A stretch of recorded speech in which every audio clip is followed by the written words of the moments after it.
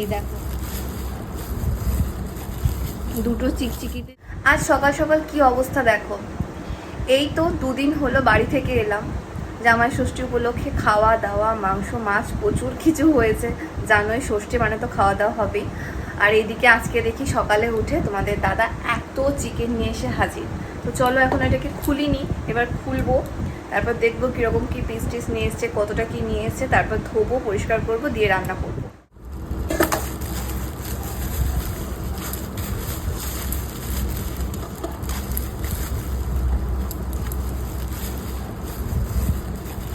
দুটো চিকচিকিতে দিয়েছে যাতে না ছিঁড়ে যায়। পরিমাণটা তো অনেকটাই আছে, দেখে তো মনে হচ্ছে পিসগুলো ভালোই। এখন দেখি রান্না চাপাই, অনেকটাই পরিমাণে নিয়ে এসছে দুবেলা খাবে বলে।